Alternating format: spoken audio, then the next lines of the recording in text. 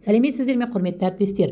Мен Маңғыстау облысы Бейнеу ауданы Атамекен жалпы білім беретін мектеп коммуналдық мемлекеттік мекемесі бастауыш сынып мұғалімі, педагог-модератор Төлеуова Нұрсәуле Кекбаевна. Бүгін сіздермен әдебиетті оқу сабақтарында оқушылардың оқу мотивациясын арттыру бағытындағы педагогикалық тәжірибемен бөліскім келеді.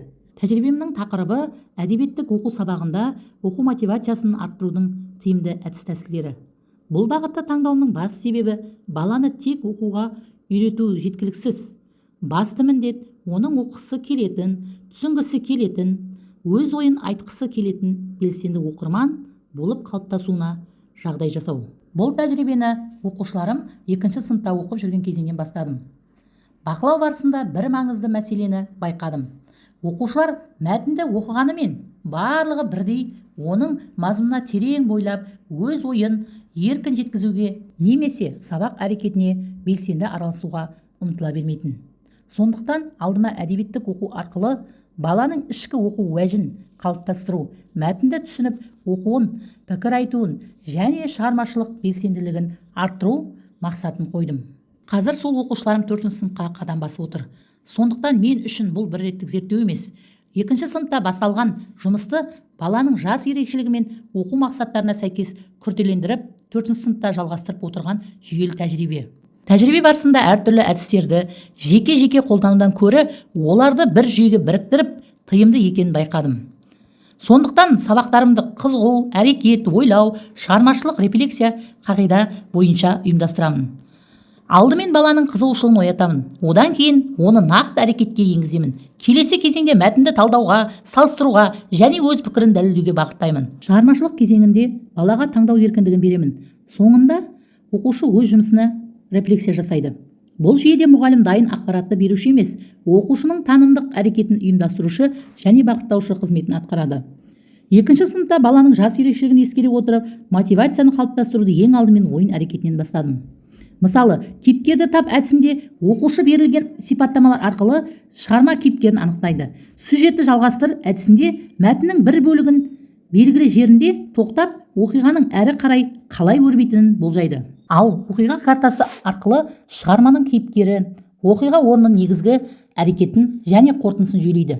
Кубизм тәсілінде бала мәтінді бірнеше қырынан қарастырады, сипаттайды, салыстырады, байланыстырады және бағалайды. Интерактивті тапсырмалар мен цифрлы құралдарды да мақсатты түрде қолдандым. Бұл жерде технологияның өзі мақсат емес, негізгі мақсат баланың мәтін мен белсенді әрекетке енгізуі. Осылайша оқушы дайын жауапты күтпей, болжауға, сұрақ қоюға және өзінің жауабын ұсынуға үйрене бастайды. Оқушыларым 4-ші сыныпқа өткенде мен де бұрынғы әдістерін бас тартпаймын. Керісінше, оларды 4-ші сыныптың оқу мақсаттарына сәйкес күрделендіремін.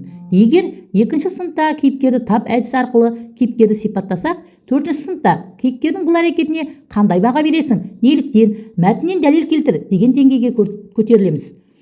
2-ші сыныптағы сюжетті жалғастыр тапсырмасы 4-ші сыныпта автор оқиғаны неліктен осылай аяқтады? Сен автор болсаң, оқиғаны қалай аяқтар едің және неге деген сұрақтар шығармашылық әрі дәлелдеуді қажет ететін тапсырмаға айналады. Ал оқиға картасы арқылы енді оқиғаларды жай ретімен орналастырумен шектелмей, олардың себеп-салдарлық байланысын анықтаймыз. Яғни, әдістің сыртқы формасы балаға таныс болғанымен, танымдық әрекеттің деңгейі сыныппен бірге күрделенеді. Енді әдістердің сабақтағы практикалық қолданысына тоқталайын. Әдебиеттік оқу сабағында мәтінді оқып болғаннан кейін барлық балаға бірдей дайын тапсырма беруге тырыспаймын. Мысалы, шығармашылық кезеңінде оқушыға бірнеше таңдау ұсынамын. Бірінші оқушы шығарма кейіпкеріне хат жаза алады.